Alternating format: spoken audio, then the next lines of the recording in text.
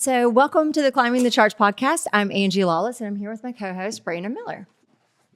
Today, we are honored and very excited to welcome Steve Jolly, board member of Realtracs, which is the centralized database for residential real estate listings, and Jack Gaughan as a board member of the Greater Nashville Realtors as our guest on Climbing the Charts. The real estate market has been center stage in local and national media, as well as water fountain conversations alongside the topic of inflation since the Fed hiked interest rates a total of 11 times starting in March of 22. During 2022, mortgage rates went from 3.22% in January to over 7%, 7.08% in October. In 2021, we saw the lowest mortgage interest rates in American history. For the year, the composite average was 2.96%. In 2022, that rate was 5.34%. And in 2023, it went up to average for the year was 6.81%. The narrative now is starting to change as inflation has started to cool. And by the time we release this podcast, we expect that the Fed will have made its first rate cut since March of 2020. And just an eye-popping stat on real estate before we get going here today, per the Federal Reserve's most recent survey of consumer finances, homeowner wealth is 40 times higher than that of renters. As a result, we thought it would be a good idea to bring these gentlemen on our show today to discuss the state of the Nashville real estate market. Yeah. Okay, so I'm going to introduce these guys. We've got Steve Jolly, comes to us as a member of the Realtracs Board of Directors. Realtracs is the largest real estate multiple listing service in Tennessee. It has over 20,000 users in over 1,900 offices across the state. Steve's been a real estate professional for over 20 years and was the 2022 president of the Greater Nashville Realtors. He's the author of Kill Cold Calls, How to Generate a Six-Figure Real Estate Income Like Direct Marketing Legends Without Cold Calls. Steve attended the University of Tennessee and is a proud Tennessee volunteer. I sure am. Especially right now. Yeah. It's a lot easier right now, right? It's a lot easier. I think number 7 in the AP poll as of today. Yeah. We're recording on the heels of a 71-0 Kent State victory, I believe. So, okay. And then we've got Jack Gaughan here. He is a member of the board of directors for the Greater Nashville Realtors and is currently their vice president of member engagement. Having worked in the legislature, the Tennessee Attorney General's office, and the LA Public Defender's office prior to beginning his 10-year real estate career, Jack brings a combined political, legal, and real estate expertise to his practice. Jack's a graduate of New York University and Loyola Law School. That's correct. Wow, I didn't even remember some of those things. So thank you. He's very impressive people here. So in a number of ways. You know what? We could have had you on last time with Glenn Funk as well. I know Glenn. That would have been fun. So Steve, Jack, welcome to the show. Thank you. We're excited to be here. Thank you very much. All right, so we are in Music City. Tell us what you listened to on your way here today. You want to go first, Steve? I didn't listen to anything on my way. Wow, I am definitely much more. So on the way here today, probably Vampire Weekend is really in my wheelhouse right now. They're coming up in concert at Ascend in about a month, so going back in the discography there. So a lot of that, a lot of indie alt pop. Yeah, that's cool. Steve, tell us a little bit about Realtracs and its mission. Yeah, sure. I'll be glad to. Realtracs' mission is to be responsive, adaptable, and accurate with the data that we provide and the services we provide to all the stakeholders that rely on the data in order for it to be accurate. So it's most time you usually think of just realtors, but there's a lot of other people that rely on that: appraisers, the public. Everybody wants to know what's going on in the housing market since it drives 20% of our GDP. So making sure that information is accurate and we adapt to all the changes in the market, especially I probably have seen in the last 20 years about 5 major changes to the real estate market. And so for it to be adaptable and to be able to make those changes is so important. Right. And so along those same lines, Jack, how about for the Greater Nashville Realtors? What do you guys do? Yeah, so Greater Nashville Realtors is in its basic sense, it's a professional association, right? So we are two-pronged. One is to represent and set a standard of ethics and professionalism inside of our industry on a hyper-local level of Nashville, but also is champion for property rights for homeowners. So we kind of have two sets of our mission. One is to kind of hold us to a high standard, but to also make sure that we are the ones advocating for those important homeownership rights that maybe the general public doesn't know constantly are being battled in different various forms. Right. Things like capital gains tax exclusions. That would be 1031. We've got lots of things we gotta go to bat for pretty often that people probably take for granted. Yeah, for sure. We hope that we don't hear about them, right? We hope that they get headed off. That's exactly right. Okay, so we look at a lot and digest a lot of housing data. I think we're pretty big real estate nerds, data nerds. So kind of want to look at some of talking about the performance of the Nashville market with a little bit of a zoomed out lens.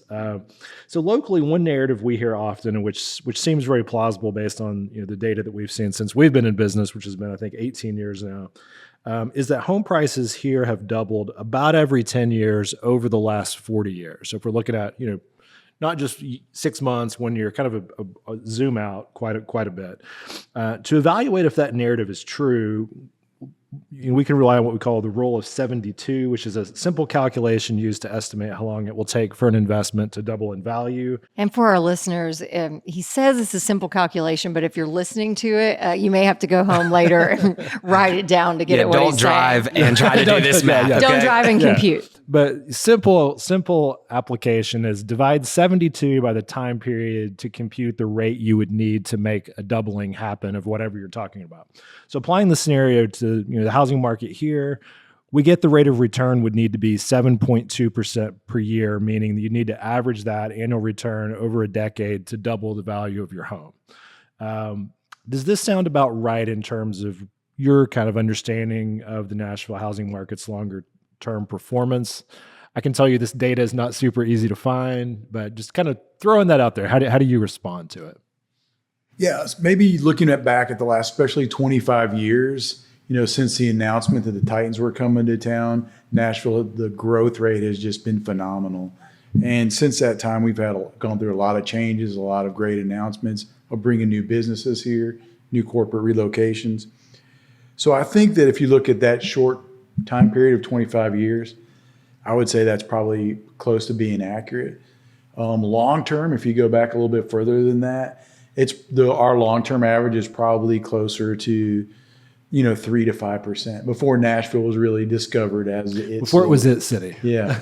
So just to pause there for a moment, Blake Stewart, who does comms and media relations with the Greater Nashville Realtors, worked on the Bredesen campaign. He used to do campaigns prior to this, so we would like to say thank you, Bredesen and Blake, for getting the Titans here and really paving the way for all this real estate growth. Yeah, I think to add to that point, I think Steve's right. I personally have only been in for 10 years, and we definitely saw some different shifts in that 10 years. And it's hard sometimes when you look at it and you try to take it down to what happens over 40 years, because had you told me that COVID years would be the biggest years that Nashville would ever see, I don't think anybody would have just immediately jumped at a pandemic being such a prosperous time. Yeah. So we thought we were going out of business. We were just it's very easy to forget that at the time, a lot of people thought housing prices could torpedo downward. So I think Nashville's in a really interesting spot. And I think that 7.5% probably is more accurate today than it was even a couple of years ago. I think we were even shocked by the level of appreciation over that. So when you take the averages, it probably gets closer down to that net amount. You unfortunately probably have some people who bought in 2020 and now think that everything should be 16 to 17% every year. So You're not speaking from experience. No, not at all. Not at all. Got it. Yeah. And I would say too, just kind of a follow up, we've looked at, you're right. Some of that data is hard to find as you get further back. I've had some good information supplied by Richard Exton, who's a very good appraiser in town, and kind of ran that by him. And, again, it's harder when you get further back, just because you're comparing apples to oranges to orangutans, different types of housing.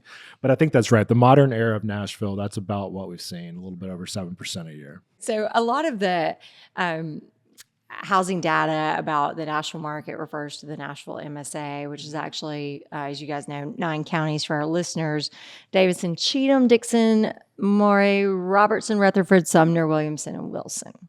Do you think the way this data is reported confuses people? Does it make sense? Kind of, what are your thoughts on that? Because I guess, and the comparison is when we say Nashville, we mean Davidson County, and we might even mean a subset of Davidson County.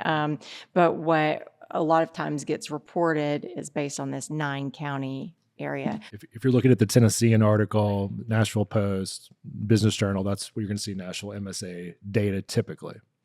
Yeah, and I think Steve is better probably at this because, again, a lot of it comes from Realtracs and different places where we have that data collected. And so there are reasons for why it is that way. And for a large sense, it makes sense. But typically when it comes down to the real estate level, and I'll just speak to that part, is usually my clients are asking more hyper fixated things. So when they're really ready to do things like that, they'll try to find out the real data. But as far as the collection and what gets reported, I think there's reasons probably why we do it the way we do. Yeah. The reason you see that reported that way is because that's what the media usually asks us for, is the big data. They want to know overall what the market is doing, because that usually leaves clues as to what individual markets are doing. But, as we all know, everybody's just concerned really what happens in their neighborhood, right? So even if we just reported the Nashville data or Davidson County data, it's not necessarily going to tell you what's happening in East Hill or in Green Hills or in Brentwood, because it's going to have the same problem as the bigger data. Exactly. Everything is with real estate is so local, and everything depends on, where the popular places are, how much inventory is there, and, so many other different factors that come into play that's why we just report the big numbers. And then for our clients, we have ways to break it down to micro data that's helpful to them. And so if someone wanted, I just think this is interesting. If someone wanted data from, because Realtracs, they have all this data because they're the ones who are putting out the listings, and they track it all the way through the sale. But if they wanted that, is that accessible, or is it only accessible to folks who have a subscription to Realtracs? Yeah, it's mostly accessible to folks that are members of Realtracs. Okay. So if your agent is a member of Realtracs, then they're able to go ahead and drill down and find that information for you, whether it's in your neighborhood or your zip code or your city or whatever's important to you. Okay. That's helpful. Yeah, and I think that's, again, where having the certain relationships with people, whether you're an active searcher or not, that most agents are willing and able to share that kind of information within minutes. I mean, Realtracs has gotten to the point that it's so simple of just typing in even street names or a zip code, and I can have it exported to you in just a few seconds. So it's not really something that takes all that much effort. So if somebody wants that type of information, they should be reaching out to people to find it. Got it.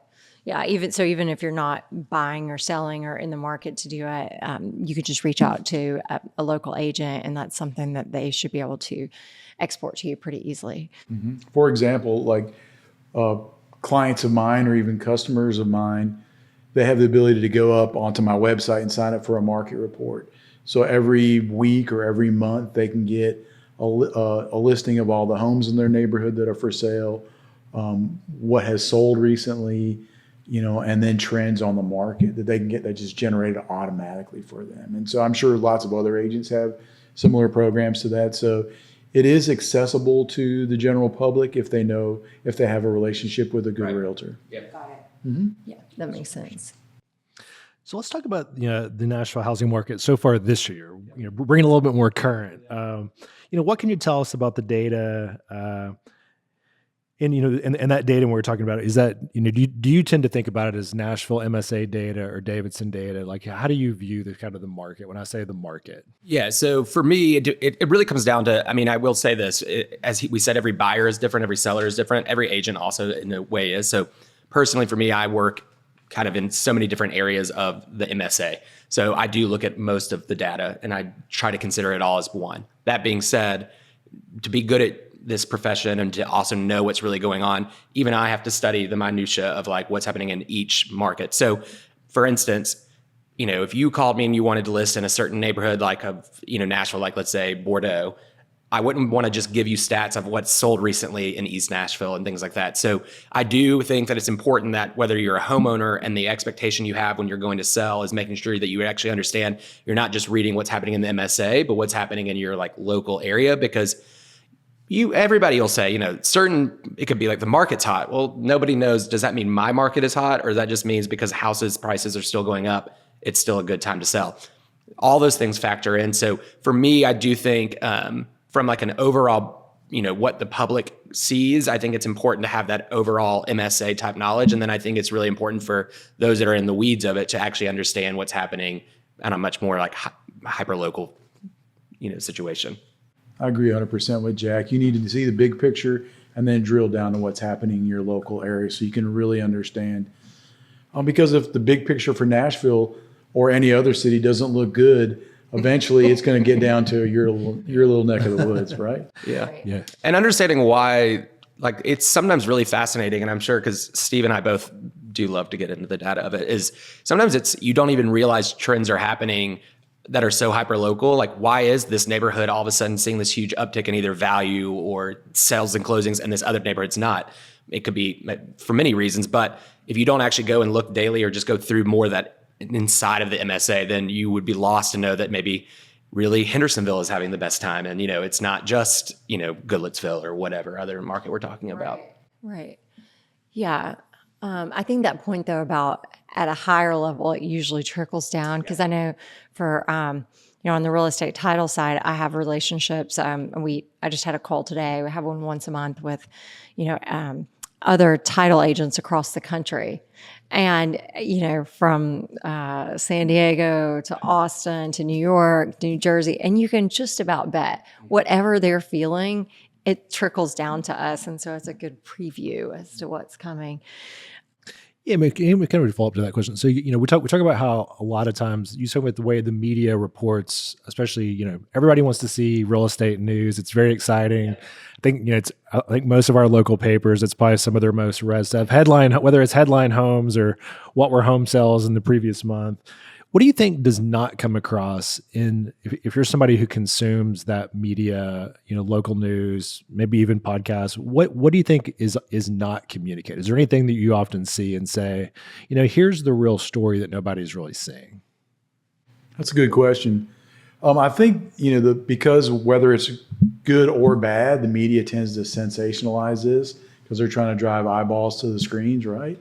And so they'll pick one statistic or one individual thing to focus on, and that becomes the source of the whole story, when really there's story upon story below that you really need to understand. So I think that's where you really need to dig deep if you're really interested in the market and go beyond the headlines. So the oversimplification of exactly the market, that's good. And two, it tends to the news tends to trail what's really happening.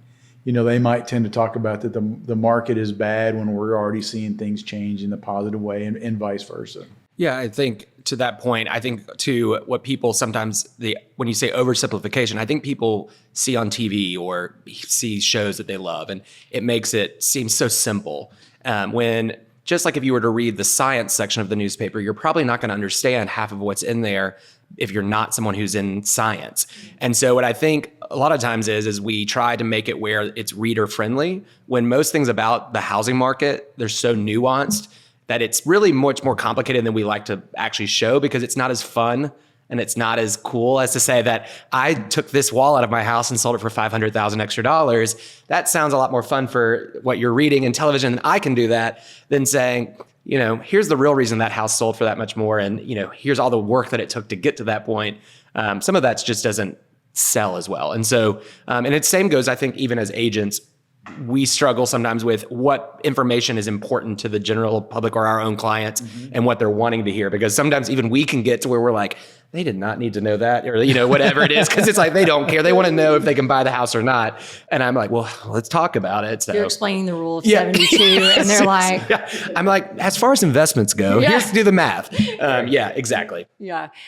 So it's not all like selling sunset. That's exactly what I was just thinking about. If I have to see that on my television one more time, I saw that a new season has just dropped. Yeah, so. yeah. Whether it's that or what is it, $1 daughter million loves it. listing and things like that. It's Owning they're- Manhattan, I think, is pretty fun, actually. They're all, it's all glamour and it's all great. And a lot of those people are super successful agents, which is cracks me up because I wonder how hard that is for them to probably take out some of the hardships that they're going through every day to make it look much more glitzy than probably it is for most of them. Yeah. And even outside of shows like Selling Sunset and Million Dollar Listing, what you see the average agent post on social media is still just a snapshot of usually of the best parts of what's going on. And so everybody wants to showcase the sunshine and rainbows on social media and not really tell the true story behind what's going on. Yeah, I 1,000% think that is true. So, what do you think? What are your kind of thoughts on the housing market for the rest of 24? And if you have a crystal ball for 25? Yeah. I mean, why not take a stab at it? Everybody else is, right? Yeah, I'll be interested to hear Steve's take on this. We actually haven't discussed this yet. So, no, I think. Listen, when it comes to real estate, we're always the rosy glass, right? We're always assuming that it's always going to be up because it can't, even if it hasn't been bad, we're like, it's just going to get better. So obviously with the looming Fed cut, I guess this will be out after that, but we're hoping, right? A bigger cut means a better, probably an interest rate drop.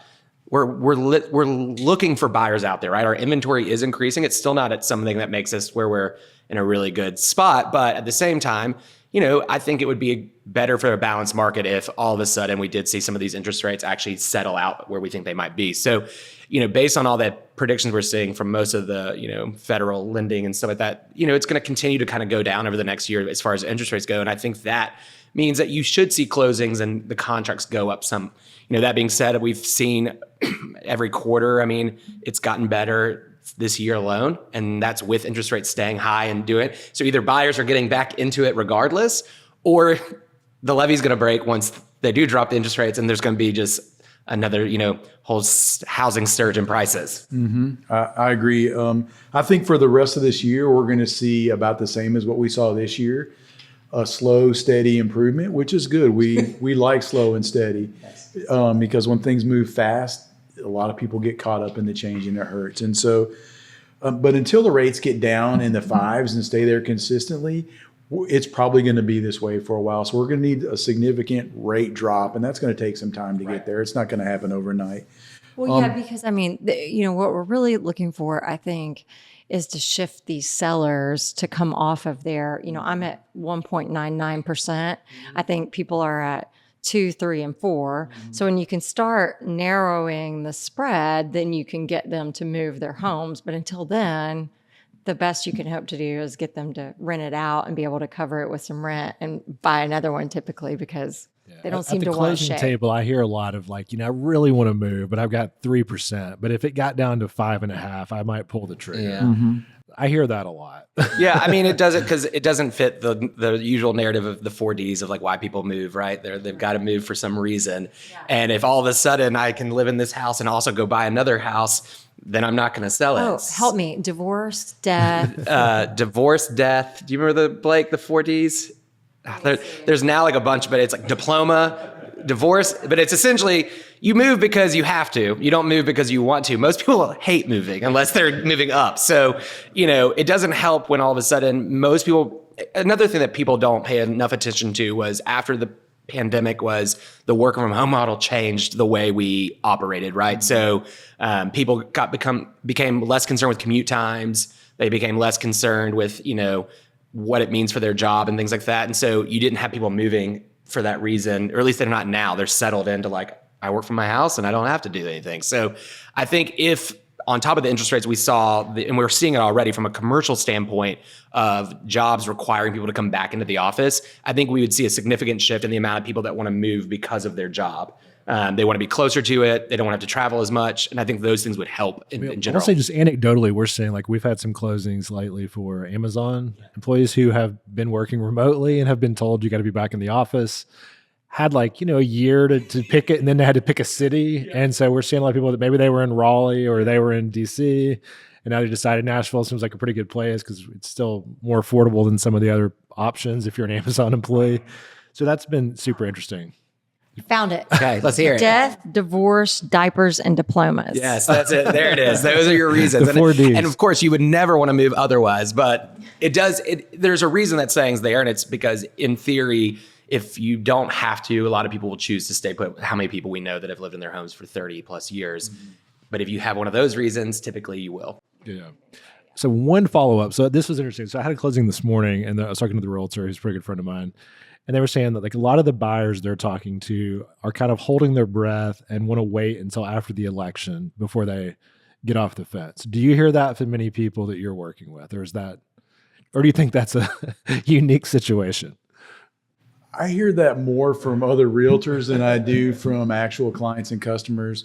But I do think there's some truth to that because people expect economic changes after some kind of presidential event, a big election like this. And so I think it is true to a certain degree, but I think it's really more related to the interest rate. Economists say that for every 1% drop in the rate, 5 million people come back to the market. So, I think we've already seen some people come back. And I think once we get down in the fives and people hear it on the news multiple times that rates are down, the homes are starting to move, prices are rising, then you'll see a lot more people get back in the market. But they've got to hear it and feel comfortable with it. Yeah, I think a little bit more. I do think we hear it. I don't know if oftentimes it's from the people that are calling me to go look at a house that there is concern. There is the belief that there maybe is buyers out there who we're not seeing or haven't reached out because, as he said, it's whether it's interest rates or the presidency or anything that can cause uncertainty, that's when people stop doing things. And so what happens right now is people are really in this time of like uncertainty about what's going to happen post November 5th. I joke, if you call me, I'm going to list your home probably the same price November 5th and 6th. It might take some time for you to see those changes, but people act as though the election's going to happen and the very next day, everything's going to be so much better. And it's like, it's not really how it works. But that being said, I think what it does is people just knowing that this is what it's going to be like for the next 4 years, regardless, creates a level of comfort and confidence, at least in making a decision. I think right now they hope one way or the other something's going to happen. And until it does, they just kind of sit there idle. And, in my opinion, like if you're out there, if you listeners out there are thinking that you're going to wait till after the election, you should call one of us today so we can convince you why that's not really worth doing. I can tell you. I love that. Shameless plug. And I can tell you actually one reason, or maybe I could give you 3 reasons, and that's December, January, and February. Yeah, exactly.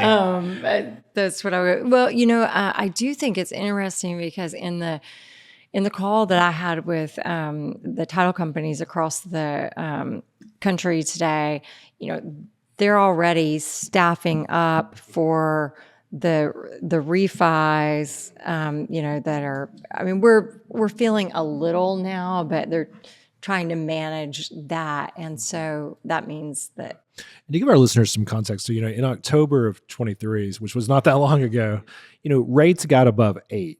And so we're now, as of, we're at September 16th here today. Rates are right at 6 for somebody that's got really good credit. And I've even seen a 5, a couple rate sheets this morning from some of our banking clients.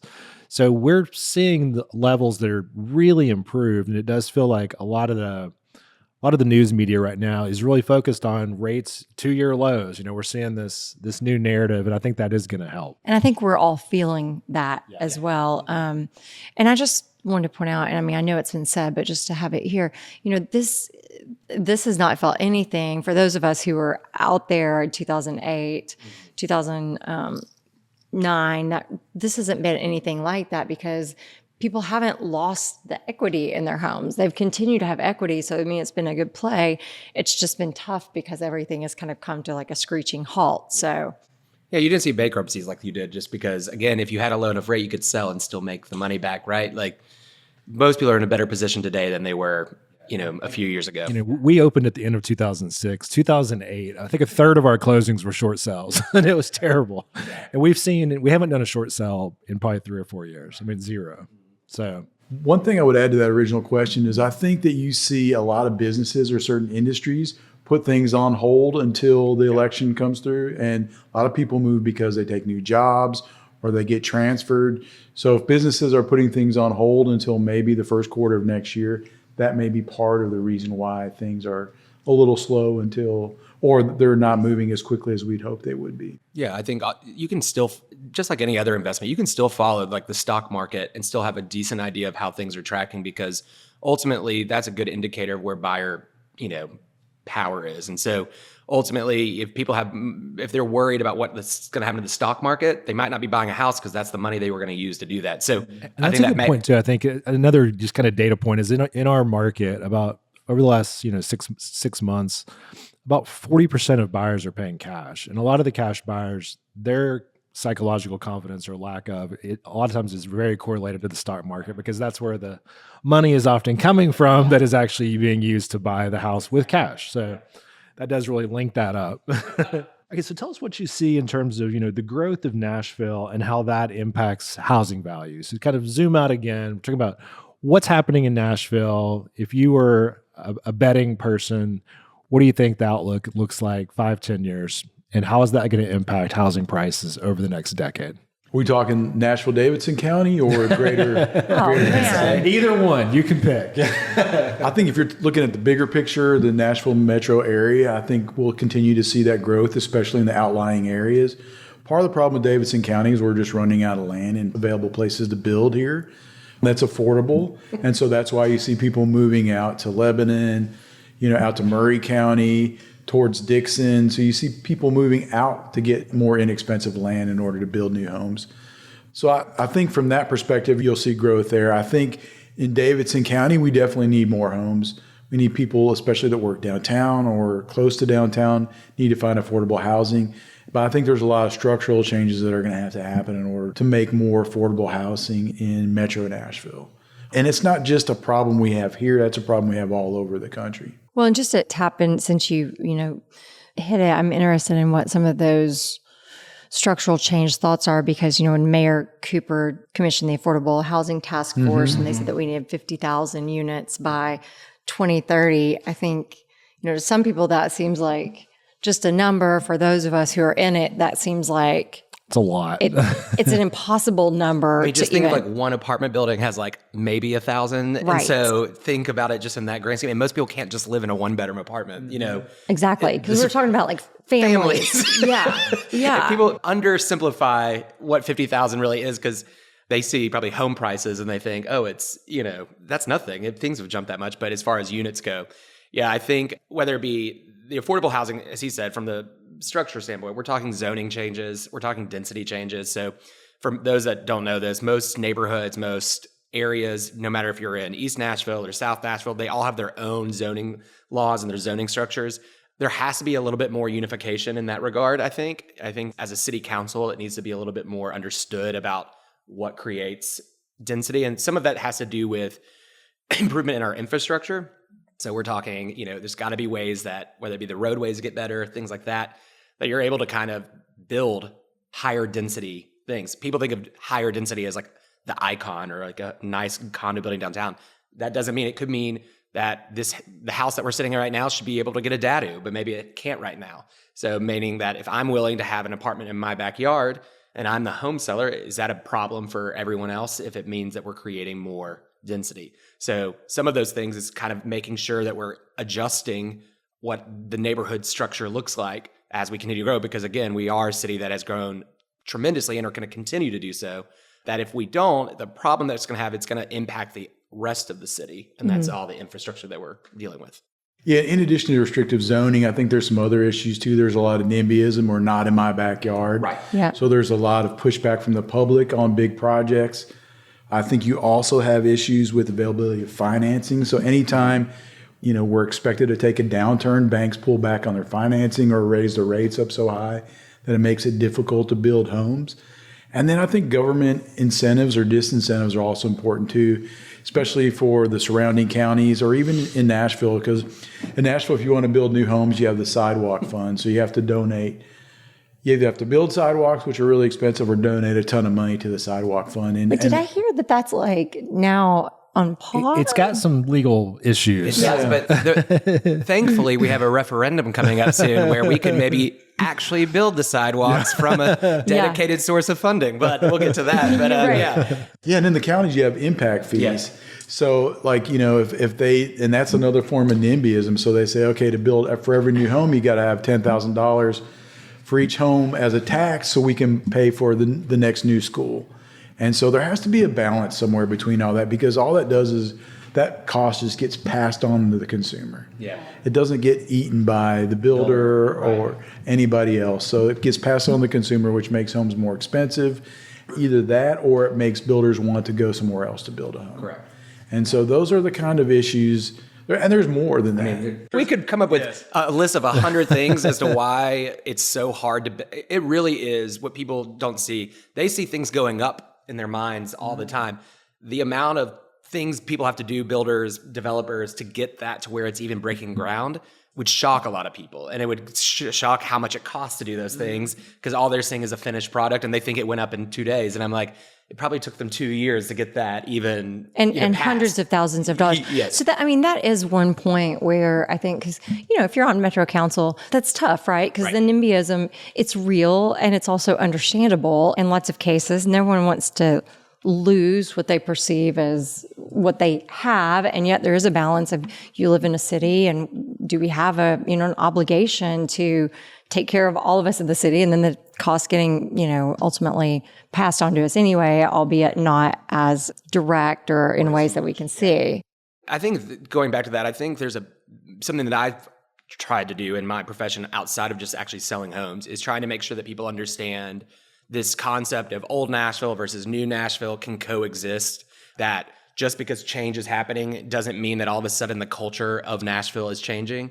What you often see, and that's the people raising their pitchforks saying, I don't want this in my backyard, or I don't want this happening because it changes my perception of it, instead of taking the time to think, well, what would you have done when you first bought that house 30 years ago and they told you couldn't buy it, right? So most people want to live in the present without actually evaluating how they got to where they are and where they're going. And I mean, you talk to people from all over, whether they're from Nashville or not. If you say, I live in Germantown, well, if their perception of Germantown is 10 years ago, they probably think it's not as great as it is today. And so what people then do is now today they're like, oh, it's so great, kind of thing. I don't want to live in this neighborhood. And it's that constant battle of trying to educate the public on how we get to the city that we all want it to be, which I think, again, is a good blend of kind of the Nashville lifestyle, morals, all those things that make it what it is, the, Southern hospitality, but also recognizing, arguably we're one of the fastest growing MSAs in the country, and it's not going to change as long as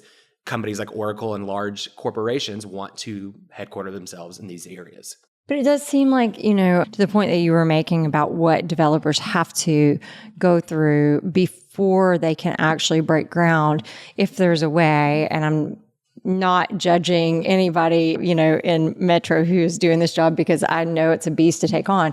But if there were to be a way to simplify or be more efficient with those processes, that could be a way where nobody's really giving up, but it's truly becoming. We'd have to hire people. So it's a crazy concept that our city government, as great as it can be and as bad as it can be, is largely stems always from the fact that depending on how busy it is, which a few years ago was so busy here, it's overburdened. And so money has to come from somewhere. And as we all like to say, we don't want you spending our money on things.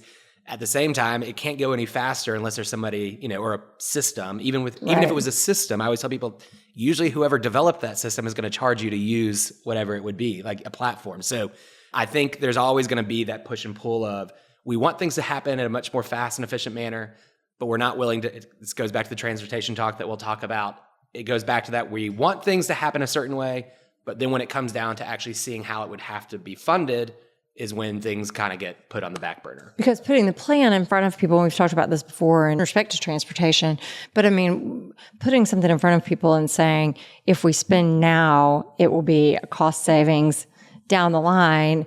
It's very tough because even down the line, prices are inflated. And so when you're trying to actually show this out, but when the other side says, they're spending all this money. Yeah. Much simpler argument, right? Don't do that. I mean, since we've kind of gone, all around it, just go ahead and dig into it here on so the vote, the referendum we've talked about on November 5th, choose how you move. The price tag is a little over $3 billion. I believe Greater Nashville Realtors has come out in support of the initiative. I'm not sure if Realtracs takes a position on it or if they'll just sort of stay in the background. But what are your personal thoughts on, is this a good program or is it a good initiative? Is it not good? What do we got to do? Personally, this is me personally speaking. I mean, we definitely need to do something, right? We have traffic is named as one of the top 7 reasons why people find a city desirable. It has too much traffic. You know, we're already at the point where we have one of the longest commute times in the nation. So we have to do something. Whether this is the right plan or not, I'm probably not the best judge of that. I just know we need to do something. And this is probably a good step in the right direction because it starts that conversation. I just know whatever we need to do, it has to be something that people are going to use. Because if we're going to spend money and no one's going to use it, then we're just throwing money away. So we have to do things that people are going to use that make sense, that are actually going to reduce commute times and allow people to move around Nashville better. I'm just not a traffic and transportation expert. I just know we need to do something. Well, I think that is what's beautiful about it, though, is that a lot of this plan, you're not actually having to per se use it because a lot of it relates to just how antiquated our traffic system overall is. So, for example, we know when we try to get people at Wagon Wheel, we try to get them on a trajectory to buy a house because we know that people overall are wealthier, over time when they are a homeowner. Mm-hmm. And so we want good things for our people. And we know that the moment they do, they're most of the time going to move to, somewhere like Murfreesboro, and then they're going to quit because of that drive. Well, if we can get lights that are, efficiently operating, that are changing when they should, signals that are not 40, 50 years old that are out there, that when one is broken, we have to send emergency personnel out to fix it. Then we can get our team members in quicker, which is it's a business case for why you have money. So I am heavily invested in both making sure that this plan passes and we go forward. So I sit as the coordinating chair for moving forward for the Chamber of Commerce. And so the issue we're having, and it is always going to be the issue with transit, is messaging, because most people go into it with, I'm not going to use whatever it is. Right. Whether it be rail, buses, sidewalks, that argument is always going to be made. Somebody's going to find a reason as to say, it doesn't affect me. But what people don't realize is on a systemic level, as far as what this plan itself will do, is how it improves the overall infrastructure of our city. So as we're talking about affordability and we're talking about growth, transit goes so much coexisting with all of those things, right? So just so everyone's clear, the $3 billion price tag is one way of thinking about it, but what really it's over a 15-year span. What we're really doing is we're one of 4 of the final 50 largest cities in the country that does not have any sort of dedicated revenue source for transportation. So imagine that every city around you that you can think of that's outside of Memphis and us has some sorts where they can tap in if they need to improve roadways, they need to improve lights, things like that. We do not currently as it stands. On top of that, we also aren't able to tap into the federal funds that are already dedicated to the country at large. So by voting yes in November, automatically we have access to $1.4 billion federal funds on top of the stuff that we're going to raise. So right now, last year, Indianapolis got $1 billion from the government that was dedicated to Nashville, but because we didn't have the dedicated funding source, they skipped us. In my opinion, I think as Nashville continues to grow and real estate grows and all these things, it's all about how do we stay relevant with the other cities? How does a company like Oracle recruit talent if they can't recruit people who don't want to drive a car? Because they're recruiting from places like San Francisco, Chicago, places that are much more pedestrian friendly. And so, well, and speaking of pedestrian friendly, I just saw this week that we're one of the worst cities in the country for pedestrian safety. Well, just think the bus, how many times when you drive down the street, the bus stop is literally on the street. There's not even like a sidewalk or anything. These people are just having to stand right there on it. So, or on a hill. Yeah. It'll make, what people don't realize is dedicating funding to things like this is going to help with the beautification of Nashville, right? So We want complete streets. A complete street means that there's access for you to stand on it, there's access for you to walk on it, there's a bike lane, there's a bus lane, there's a car lane.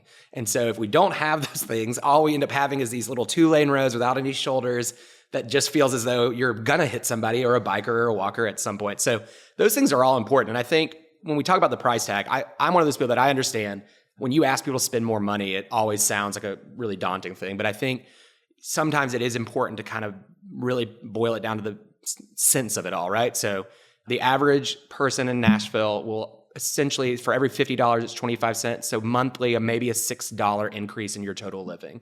That being said, 60% of the revenue that's going to be taxed on this through the sales tax mechanism are from out of city people. So whether it be tourism or people that travel into Nashville to work or use our restaurants and things like that, they're going to make up a large portion, majority of the portion of how that we're actually generating that. So sometimes when people are going to vote and they're like, oh, I don't want to get raised this tax, it's sometimes important to realize where's that tax money coming from? And a lot of the times it's not you, it's from somebody else. Right. And the dedicated funding is easy to say yes to because, I mean, if we're missing out on $1 billion of government funding that they're going to spend anyhow, and it's going to other cities, It's pretty frustrating. We'd rather raise our hand and say, hey, we're here. That's easy enough. And for the people that say, I'm not going to use the buses, I'm not going to use the trains or whatever other transit available, that may be true, but other people are going to use it. And if it takes those people off the road, it just makes your transit, your trip, your commute that much easier. Yeah, and that's, again, all before you get to one of the biggest parts being the signals. I mean,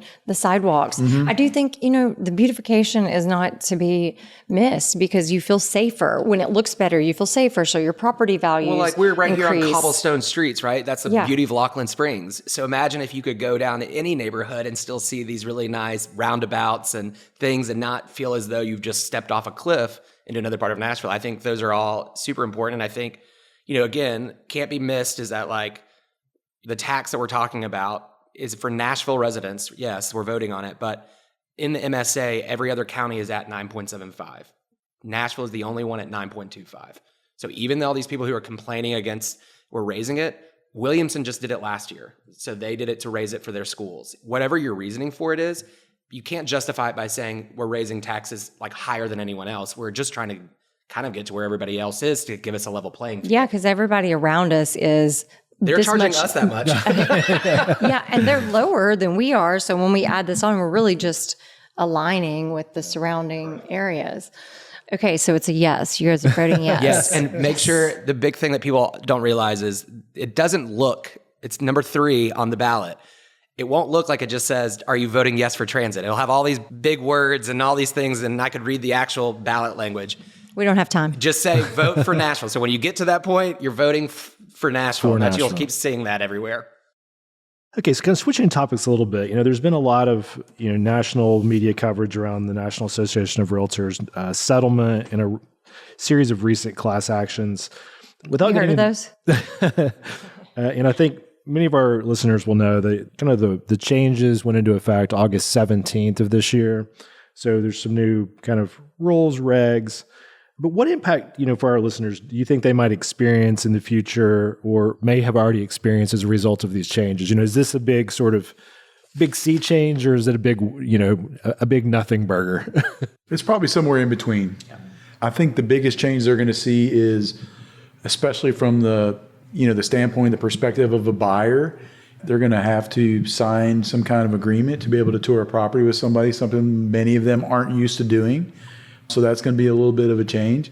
And then they're going to have to make sure that their agent negotiates their commission because otherwise they may be on the hook for paying for the agent. So I think it's really smart that they understand what's going to happen so that they talk to an experienced realtor that knows how to maneuver and adjust through all these changes so that they can really make sure that at the end of the day that it's not a big change for them. So what it's trying to do is make it more transparent how the transaction works. So the thing that gets construed, I think, is that it always has been where it's been negotiated.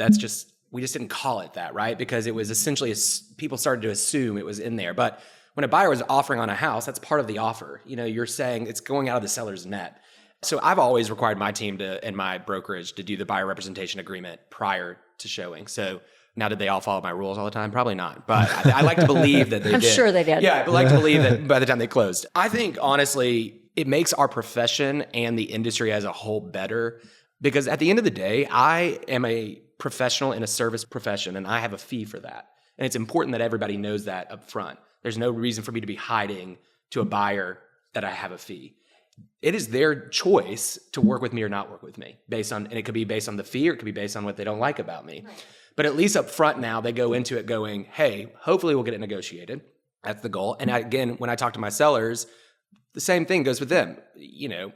If you're trying to have every buyer look at your house, there's going to be incentives. One of those incentives might be paying their buyer agent compensation.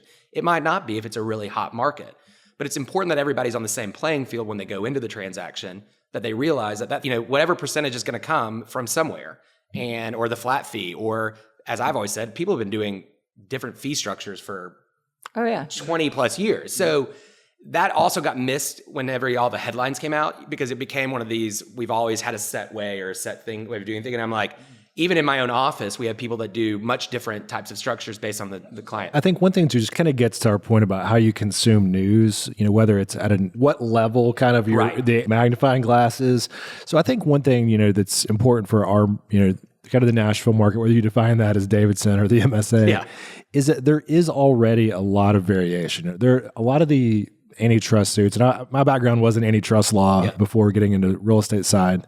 A lot of the markets where the cases where there was not a lot of variation. And here we've had, there's been a lot of discount brokerage models. There's been flat fee listing services. There's just input it into the MLS for you type things. There's been an agent who's pretty well known who's always offered $1 in compensation to a buyer's agent. And that's all before I would say, the buying the refrigerator or the discounts that were intangible things that came off of the commission. So I do think that there were all kinds of brokerage models, but I hear you sort of saying this is about disclosure in a lot of ways and getting it to the consumer.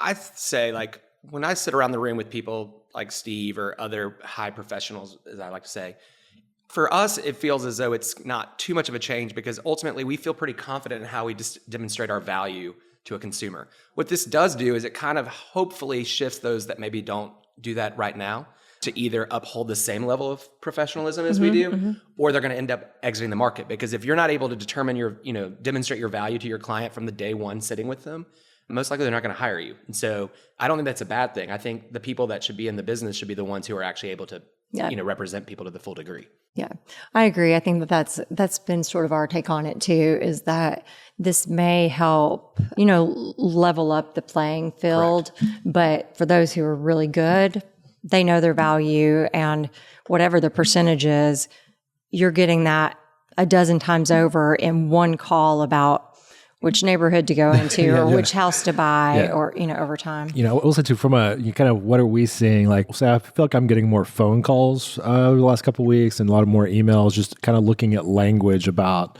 does this look like we're clear? And I think the guidance we always try to give is just the clearer, simpler the language you can draft on these purchase and sell agreements, the better, because everybody's kind of, we are navigating a few changes and just trying to get where everybody understands the terminology and sort of how this sort of new regime is going to work. And I don't think it should be lost on the consumer at large or the public at large. I don't think it's a coincidence that these changes happened after what would be considered one of the hottest markets that's ever happened. I think it got to be, and whether that was our own mistake as an industry or not, it got to make it seem too easy that our value was very limited. You just open the door and that's all we do. So that's where I'm going. Watch when the market shifts a different way and all of a sudden representation is that much more important. And there was a reason why a lot of states require buyer representation because of all the pitfalls that happen. The same story might be totally different. So I just think it's one of those things, just like the market ebbs and flows, the perception of our industry is going to continue to be like that. And I think that's cars, it's anything that's working in this kind of sales and person relationship. Yeah, I agree. And I've always believed it's been very important to have somebody representing you or advocating for you that can negotiate well. Yeah. I just think it's that much more important now. Yeah. So just a few lightning round questions. So these are quicker, but the name of a book every person should read. I just reread The Obstacle is the Way. It's one of my favorite books. Oh, yeah. It's a modern day look at Stoicism. Stoicism is something I think a lot of people should read, but going back and reading some of the old books is kind of hard to do. And so Ryan Holiday just puts a modern spin on it, using stories from people that we all know and love to make it more real for you. He's got a really good social media accounts. Like if you don't does. follow him, he's got a really good Instagram account. So He's got a bunch of good books out there. He's got a bookstore too in Austin. Yes, he does. I unfortunately I use it as an escapism. So I'm usually not reading too many, coaching style or self-help books. I probably should read a lot more of them. Whether it be, I love, well, I'm tattooed with a Harry Potter tattoo on me. So obviously I love some good Harry Potter, but no, What house are you? I'm a Slytherin, and that should not mean anything to anyone. But anyways, Curious Incident of the Dog in the Night. I mean, there's so many good books out there. Follow me on Insta. We'll talk about it. But yeah, no, books are awesome. So read more. What are your Insta handles? Oh, I'm at Just Jack Realtor. Oh, that's a good one. I'm Jolly Nashville. That's a really good one too. Gosh, you can guys tell are we good. both like to put things out there. Well, that's really good. Or I make maybe Nashville Jolly. You make Nashville Jolly. I'll probably both of them, but you'll find the right one. Okay. So if one of our listeners wants to learn more about Nashville real estate, what is, a news source or organization where you think they should, aside from their real estate agent, which I know you guys would point to, but where should they look? MBJ usually has some really good data. Get involved in general, like chambers type, Rotary, whatever it might be, that are connected with the business community at large. Typically, the same time as we talked about, a lot of things track very similarly. So the more involved you are in like the business community overall, probably you're going to get that type of information you want on our housing market a little easier. But I think outside of what we can provide you, really the Nashville Business Journal probably does the best job of actually providing what I would call somewhat data stats. They're probably the best media outlet. If you want to go direct to the source, you can go to the Greater Nashville Realtors website. We publish data there and our press releases every month and additional data that Blake takes care of us over there. And so I think that would be the other source that I would look at. Yeah, I'm going to get fired probably. So yes, GreaterNashvilleRealtors.org. It's a great source. And there's always some really good nuggets of information there for you. He saved Blake. you. Yeah. He was president already, so that's why he gets he knows it better than I do. Like, come on.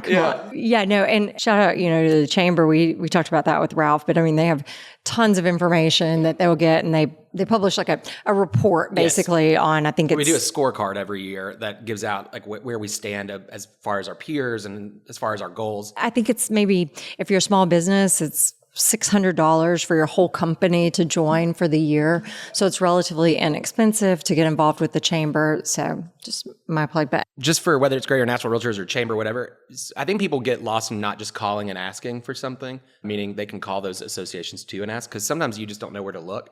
And don't be scared to just reach out, because most of us have all the information that you want. Yeah. It's just nobody seems, we think we're boring you with it. So we might as well, be asked for it. Yeah, no, that's actually a great point.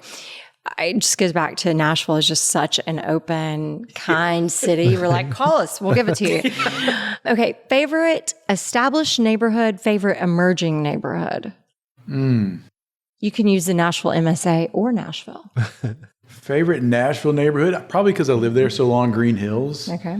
Emerging neighborhood? I'm living in Hermitage right now, so I have to go pull for Hermitage. Hermitage, yeah. We're getting ready to have council member Huffman on in a couple weeks. And so I know he has big plans for Hermitage and downtown Hermitage. So shout out We're for going to that. be talking zoning. Yes, I'm sure you will. Yeah, I think Hermitage is great. Because you're stuck right there in between Mount Juliet and Donaldson. You're right near the airport. You're close to downtown. I think that's going to be a great place for people to move. For values to grow and for that little part of Nashville to change over the next, 10 years, let's say. Yeah, particularly after we get Choose How You Move passed. That's exactly right.